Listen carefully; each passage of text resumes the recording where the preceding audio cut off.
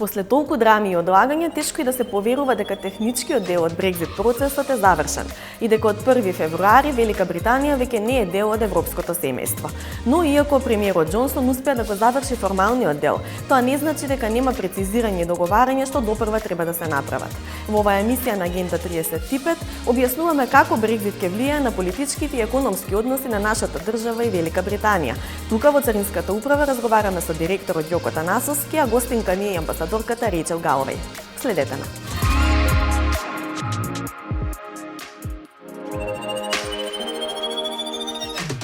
Во Агенда 35 ке гледате како дојде до Брекзит, сите перипетии од референдумот до формалното напуштање. Мојата земја ја напушти Европската Унија, но продолжува да ја поддржува вашата на европскиот пат, заради реформите што им се потребни на граѓаните, вели амбасадорката Рейчел Галовеј. Брекзит на никаков начин нема да им наштети на економските односи на трговската размена со Обединетото кралство. Разговор со директорот на Царинската управа Јоко Танасовски. Гледајте на. Brexit. Brexit. Brexit. Brexit. Brexit. Brexit. Оваа кованица за така наречениот процес на излегување на Обединетото кралство од Европската Унија беше обсесија на британската, но и на европската политика последните 4 години. Но од референдумот во 2016 година, рокот за напуштањето на ЕУ се пролонгираше неколку пати. We are leaving on the 29th of March. On October the 31st. By January the 31st. Конечно, на 1 февруари годинава, Обединетото кралство го напушти европското семејство. But we're not leaving Europe. And we continue to have strong relations with all of our partners, which includes this country, North Macedonia. We have a really strong bilateral relationship, political relationship, cultural relationship. We've worked together on the same challenges and the same opportunities. And I think the UK has really been restating its commitment to this region. Since the London summit in 2018, we said we would quadruple our bilateral funding in the region, and we have. We've doubled our footprint in the region. On the programme side, we have 30 projects at least across the country in all the key areas from the economy to youth. And we're supporting all the efforts on the reform agenda because we share North Macedonia's goals for Euro-Atlantic integration and will continue to do so whether within the European Union or as a partner of the European Union. Од 1 февруари Обединетото кралство формално ја напушти Европската Унија, но сепак деталите околу разводот допрва ќе се договараат во така наречениот транзицијски период, кој што засега е предвидено да трае до крајот на оваа година. Тоа значи дека иако не е членка на Унијата, Обединетото кралство ќе продолжи оваа година да ги почитува старите правила на игра. Сепак, во случај на лош развод, односно непостигнување на договор со ЕУ, Обединетото кралство подготвува билатерални договори со повеќе земји, па и со нашата, кој би се применувал од следната година. So currently our trade relationship has been through the EU agreement. So what we've negotiated is called a partnership trade and cooperation agreement. And what it does is confirm the continuation of the trade relationship and to ensure that UK businesses and North Macedonia businesses are still able to benefit from preferential tariffs, liberalisation, and to do so in a way that minimises any disruption on leaving the European Union. And I think that actually the trade agreement gives us a basis for trying to find more ways to develop the economic relationship and find more opportunities in new sectors for working together. Амбасадорката Рейчел Галовеј вели дека Обединетото кралство има изградено силни врски и политички и економски со оваа земја, кои што по Брекзит може уште повеќе да зајакнуваат. So I think the relationship's incredibly strong. I think we've had really good political cooperation.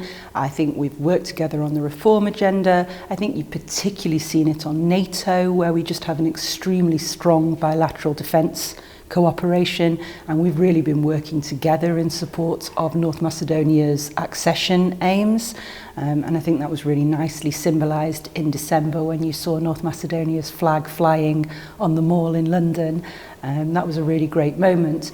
But the trade relationship is also extremely deep. The UK is now the largest, the number one FDI, a foreign direct investor in the country, and the second largest trade partner. But But also in 2019, our trade relationship increased by 40%. So this just shows the depth of that trade relationship, and our assessment is that we're actually looking for new opportunities for both countries to get value from the other, and that will be an opportunity for us in the coming years. На прашањето дали Обединетото кралство ќе продолжи да ја поддржува земјата на патот кон неу, иако самата таа донесе одлука да го напушти европското семејство, Галовеј вели: Yes, absolutely, for a couple of reasons. One, we're both sovereign nations. My sovereign nation has taken a decision that we want to leave the European Union. Your sovereign nation has decided, every political party has said continuously that this is your aspiration, so we're your partner, we'll support you. But also the reforms that are delivered, that need to be delivered to join the European Union and also to join NATO, they're actually the reforms that are needed for the citizens of North Macedonia. And what the citizens of North Macedonia want is what we all want: good governance, rule of law, human rights, clean air. And we consider ourselves a partner of the citizens of this country, and we'll continue to work with them on reforms in all of those areas. Според Галовеј, иако формално веќе не се членка на Унијата, позицијата на незината земја во глобални рамки останува непроменита. The UK leaving the European Union, but will still be a permanent member of the UN Security Council, a member of the OSCE, a founder member of NATO, a member of the G7, the G20, the Commonwealth, the Five Eyes intelligence community. We're the sixth largest economy in the world. We're a member of the WTO. We're going forward with quite an ambitious programme looking out across the world about what we want to achieve and also what we want to promote. And we want to promote our values: tolerance, inclusive society. And I think what North Macedonia will find going forward is that they really do have a strong partner in all of those organisations and institutions we can work together to promote that inclusive and tolerant and successful society. Брекзит на никаков начин нема да им наштети на економските односи на трговската размена со Обединетото кралство, објаснува директорот на Царинската управа Јоко Танасовски. Додека годинава трае транзицискиот период на редефинирање на односите помеѓу Брисел и Лондон, нашите билатерални односи ќе бидат регулирани според спогодбата за асоциација и стабилизација, а од догодина насила стапува билатералниот договор со Обединетото кралство. Тој процес треба да трае 8 месеци. Од она што го имаме како информации и во јавноста што го споделува Европската комисија, тој би почнал некаде од март и мора да заврши пред декември, што значи не е ни цела година, а доколку има потреба, бидејќи целиот тој процес е многу комплексен и опфаќа голем дел на најразлични области во кои што треба да се редефинираат односите промеѓу Европската унија и Обединетото кралство, до крајот на јуни, односно на почетокот на јули, доколку има потреба од продолжување на тој транзицијски период, тоа мора да се направи тогаш. Секое дополнителна потреба од продолжување на транзицијскиот период после јули нема да биде прифатена. Меѓутоа, она што е добро за нас како држава е дека во 2020 нема да има никакво влијание врз економските и трговските односи на работењето на Република Северна Македонија со Обединетото кралство, бидејќи тука се уште во овој транзиционен период ќе важи спогодбата за стабилизација и асоциација, а она што практично значи за компаниите, дека набавката на било какво суровини, готови производи, репроматеријали кои се по потекло од Обединетото кралство, без никаква царина, ќе бидат увезувани, без царинска стапка, ќе бидат увезувани во Република Северна Македонија и обратното, извозот кој што оди од нашата држава према Обединетото кралство ќе биде без царински, односно без никаква царинска. Па да, тоа беше една од најголемите грижи на домашните стопанственици, затоа што нели Велика Британија е еден од најголемите економски партнери. Меѓутоа, кога ќе заврши сега овој период на прилагодување, ние споменуваме некаков билатерален договор кој што ќе треба да се направи. Секако Обединетото кралство представува, согласно сите статистички податоци кои ги имаме за 2019 година, за обемот на надворешно трговската размена, втор трговски партнер со околу 1,2 милиарди евра размена. И тука треба да се има во предвид дека споредбено 2019 со 2018 извозот пораснал од Република Македонија пораснал за 12%, во чиј склоп пак поединечно извозот према Велика Британија пораснал 40%, а увозот за 33%. Од овие бројки јасно може да се види важноста на Обединетото кралство за економијата на Република Северна Македонија и согласно тоа владата формира работна група предводена од Министерството за надворешни работи, сите оние министерства што треба да бидат вклучени при преговарање на еден билатерален договор за регулирање на трговските односи, а во таа работна група нормално беше вклучена и Царинската управа, навремено ги презеде сите мерки за да може да зборуваме за финиширање на тој билатерален договор на време, кој во моментов е договорен, усогласен и е пред подпишување. Танасовски објаснува дека овој договор всушност ќе ги следи елементите од САС. Она што е добро во тој договор е дека го задржуваме степенот на трговска либерализација со Обединетото кралство, исто како што беше и претходно, и уште повеќе нема да има потреба од промена на спогодбата за асоциација и стабилизација која имаме со Европската Унија. Значи, сите оние стоки, репроматеријали и суровини кои досега се увезувале кај нас, а биле по потекло од Обединетото кралство, ќе го имаат истиот режим, односно ќе бидат безцарински и освен за некои преференцијални квоти, како што има за тоа се некои прехранбени производи, додека извозот према Обединетото кралство ќе биде исто така безцарински. Овој билатерален договор, кој наскоро треба да биде подпишен, ќе стапи на сила после завршувањето на транзицијскиот период, односно од 1.1.2021, доколку нормално тој транзицијски период заврши тука. Ако има продолжување на транзицијскиот период, ќе се помести и стапувањето на сила на овој билатерален договор, меѓутоа она што е важно и што можеме да го испратиме како порака према компаниите, дека нема да настане никаков вакуум во тие регулирањето на трговските и на економските односи. Што се однесува пак до подготвеноста на македонската царина согласно препораките на Европската комисија во поглавието 29, Танасовски вели дека работа и проекти има многу, иако Брисел забележува напредок и позитивен резултат. Царинската управа секако согласно поглавието 29 го одржа својот прв скрининг со Европската комисија во Брисел и тука има три клучни елемента кои треба да се нагласат. Едното е хармонизирање на царинското законодавство со на царинско законодавство на Европската Унија, под зголемување на оперативните капацитети и институционалните за истото да биде спроведено и третото кое е можда и најважно е таа дигитална агента. Во однос на хармонизирањето на царинското законодавство и сами споменавте, тука имавме позитивен извештај од страна на Европската комисија во контекст на напредокот на Република Северна Македонија и тука сме максимално согласени на доста високо ниво.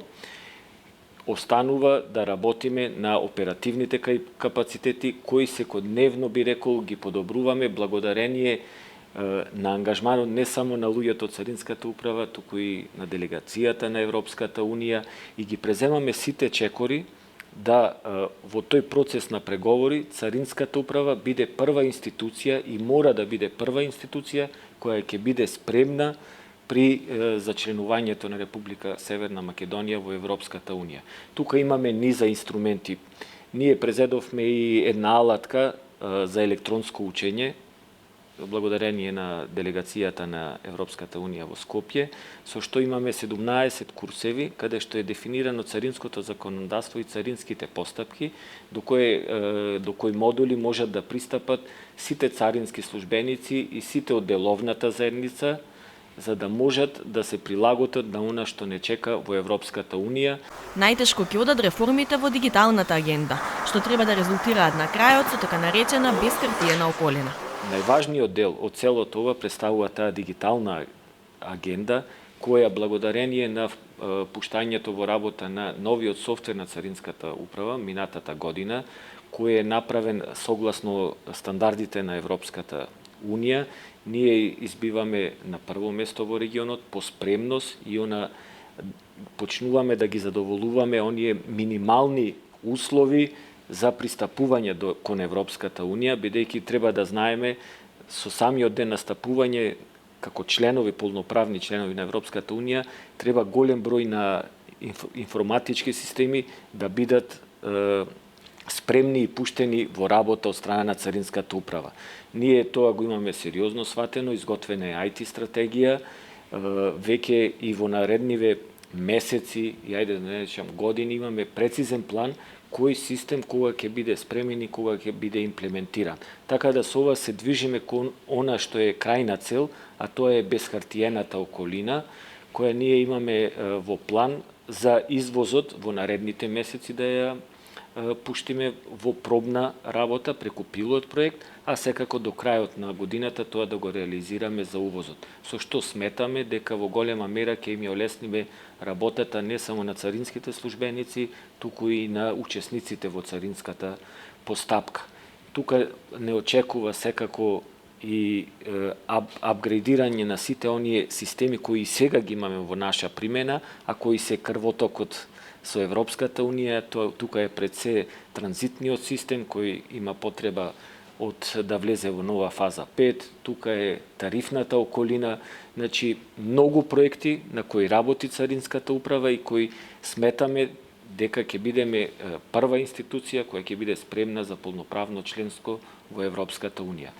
На ова би го надополнил и она што се одвива тековно преку Берлинскиот процес и преку иницијативата Мал Шенген, каде што голем дел од врските кои се предвидени таму паѓаат на грб на Царинската управа и ние на тоа се прилагодуваме и ги спроведуваме сите како што се планирани согласно динамиката на тој план.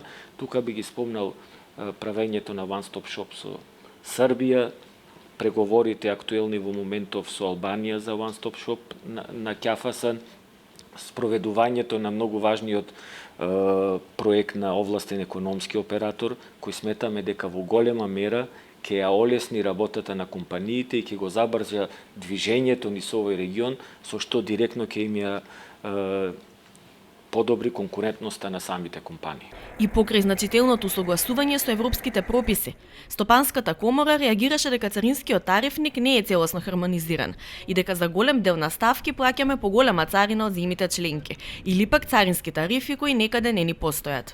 Комплетно усогласување на царинската тарифа на Република Северна Македонија со тоа на Европска Унија е сложен и долг процес кој секако треба да започне и треба да се одвива во овој низ на години со нашето приближување до Европската Унија. Она што треба да се има исто така во предвид е дека добар дел од царинските стапки па се и над царинските стапки на Европската Унија, а добар дел се и под онај просек, ајде би го нарекол, на стапки. Некаде плаќаме и помалку. Значи некаде во голем дел од тарифните броеви, ајде да речам, стоките кои што се извезуваат се имат позитивна разлика во наша корист. И тој процес на анализа, на спроведување, на прилагодување на царинските стапки е долг и секако треба да бидат вклучени покрај ресорните министерства, го споменал Министерството за економија и низа други министерства, треба да биде заемен и партнерски спроведен и со деловната заедница. На оние стратешки полиња каде што државата смета дека може без никакви фискални импликации да излезе во пресед на деловната заедница, тоа веќе се спроведува преку автономните мерки и сметаме дека во голем дел со тоа се подобрува деловната клима и се поттикнуваат странски инвестиции, посебно во автомобилската индустрија.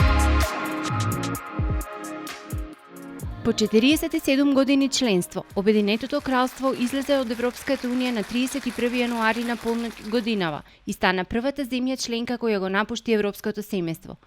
По излегувањето од Унијата, знамето на оваа држава е тргнато од седиштето во Брисел, како и од зградите на европските институции, а 73 европратеници ќе ги загубат своите места во Европскиот парламент. Велика Британија ќе ги почитува правилата на Европската Унија до крајот на годината.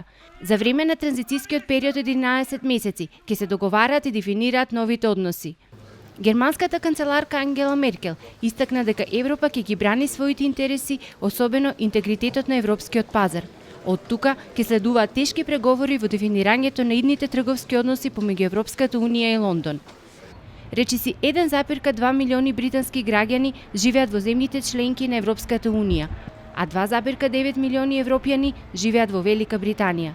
Согласно договорот за повлекување, и едните и другите ќе ги задржат своите права за престој и работа во земјата во која престојуваат.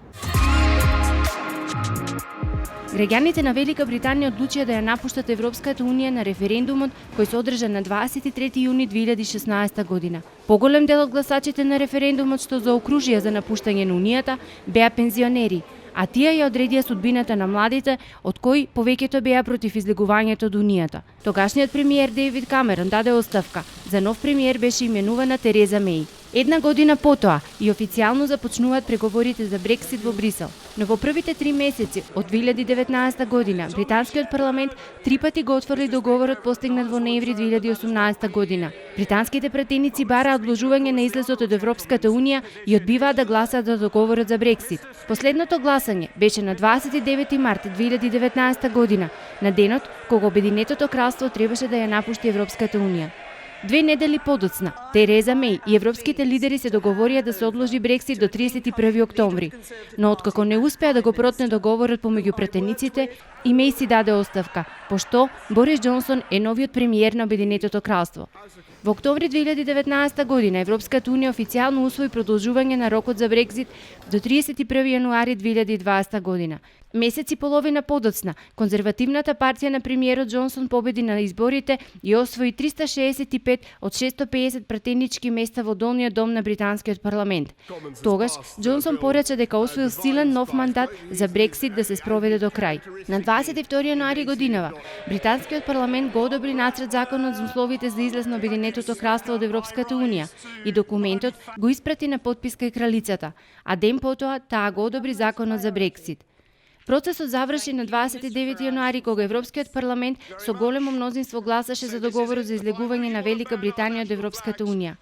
По заминувањето на Велика Британија, Европската Унија ќе има население од околу 446 милиони жители, а незината територија ќе се намали за 5,5%. Таа беше една од првите членки на Европската Унија и втор придонесувач во буџетот по Германија.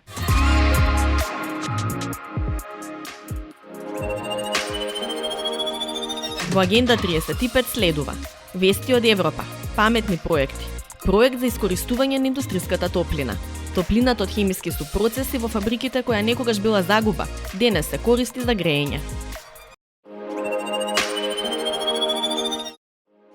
Од 1 февруари се промени бројот и распоредот на места во Европскиот парламент поради повлекувањето на Обединетото кралство од ЕУ и наместо 751 пратеничко место ќе има 705. Од 73 места кои му припаѓаа на Обединетото кралство, 27 се прераспределени на други држави, а преостанатите 46 ќе се чуваат за потенцијални идни проширувања. Со прераспределбата на местата, ниту една држава членка на Европската Унија нема да загуби место во парламентот, а некои добиваат од 1 до 5. Па така Франција и Шпанија добиваат по плюс 5 места, Италија и Холандија по плюс 3 места и Ирска плюс 2 места. Потоа 9 држави добиваат едно место плюс, а на 13 држави бројот на пратенички места во Европскиот парламент им останува непроменет. Кај односот на силите на политичките групи во Европскиот парламент нема да дојде до поголеми поместувања, а излегувањето на Обединетото кралство од ЕУ ќе влијае на составот на комитетите, подкомитетите и меѓупарламентарните делегации на парламентот. Инаку при новата распределба на пратеничките места во предвид е земен бројот на население на државата членка, како и потребата најмалите држави членки да имаат доволно представници. Свеста за компјутерскиот криминал помеѓу граѓаните на ЕУ расте, покажува последното истражување на Европската комисија за ставот на европјаните кон компјутерскиот криминал, објавено минатата недела. Според истражувањето, 52% од испитаниците се изјасниле дека се добро или многу добро информирани за компјутерскиот криминал, што представува подобрување за 6% поени во однос на резултатите од 2017 година.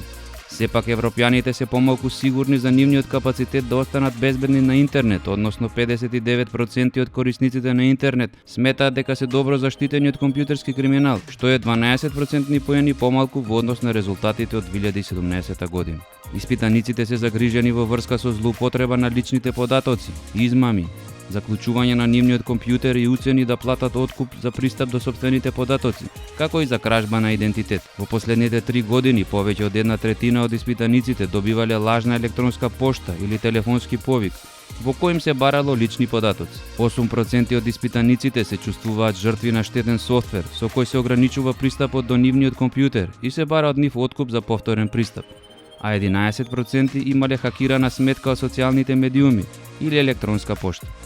Сето претходно има влијание врз желбата на испитаниците да користат услуги преку интернет, односно 10% велат дека нивната загриженост го прави малку веројатно купувањето преку интернет. Товарниот патен транспорт во Европската Унија продолжил да расте во 2018 година, при што достигнал 1925 милиарди тони километри. Ова е постигнато со зголемување од 0,2% споредено со 2017 година, покажуваат податоците на Статистичката агенција на Европската Унија. Овој патен транспорт во 2018 година е направен со повеќе од 4,3 милиони камиони регистрирани во Европската Унија, што е за скоро 1% повеќе отколку во 2017 година. Најголем број од камионите се регистрирани во Полска и тоа скоро 680.000 или 16% од вкупниот број на камиони во ЕУ. Потоа во Германија 546.000 и Франција 541.000, односно и двете држави се со по 13% учество во вкупниот број на камиони во ЕУ. Најголем пораст на бројот на камиони регистрирани во ЕУ во 2018 година, споредено со 2017 година, е забележен во Литванија и тоа за 12%, Ирска 9% и Словенија 6%, а најголемо намалување на бројот на камиони во Грција и тоаш 10%, Полска 3% и Франција за 2%. Кога се работи за транспортираните тони стока, најголем транспорт е остварен на територијата на Германија, потоа Франција и Шпанија. Една населба во Хамбург е домаќин на најголемиот проект во Германија за искористување на индустријска топлина, односно проект кој го предводи патот на еколошки начин на грејење на домовите и компаниите. Имено во една локална фабрика за бакар во Хамбург, топлината која произлегува од хемиски супроцес во производство на бакар и која некогаш била загуба, сега се извлекува и се користи за загревање на вода до 90 целзиусови степени. Потоа топлата вода се пренесува со помош на една локална енергетска компанија низ цевковод долг повеќе од 3,7 км, кој се приклучува на мрежата за централно грејење. Преку мрежата топлата вода се испорачува до населбата каде се загреваат приватни и јавни згради со топлина без емисија на јаглерод диоксид. Проектот е уникатен и по големина и по комплексноста. Спречува 20.000 тони јаглерод диоксид годишно, што е еднакво на годишната емисија на околу 10.000 возила кои возат 12.000 км. Дополнително на ова се бележи заштеда и на 12 милиони кубни метри вода за ладење во индустријата, што е еквивалентно на волумен на 4800 базени за пливање со олимписки димензии. Според Германската агенција за енергетик, со повторна употреба на индустријската топлина, како кај овој иновативен проект, во Германија може да се избегне производство на 125 терават часа топлина годишно, за чие добивање сега се користат фосилни горива. Тоа ќе спречи емисија на 37 милиони тони јаглерод диоксид, но и ќе создаде заштеда од 5 милиарди евра за енергетски трошоци секоја година. Со цел спроведување на проектот во фабриката за бакар, започнувајќи од 2017 година, се преземени поголем број на технички зафати, за од есента 2018 година да започне испораката на топлина, која може да достигне 500 милиони киловат часа годишно. Целата инвестиција чини 20 милиони евра, од кои финансираните јавни средства достигнуваат до 40%. Со нова тема од евроинтеграциите се гледаме следната недела во истиот термин и на истата фреквенција. Доколку не пропуштите тука, следете на нашите официјални Инстаграм и Фејсбук профили на социјалните мрежи. Останете со програмите на Македонската телевизија.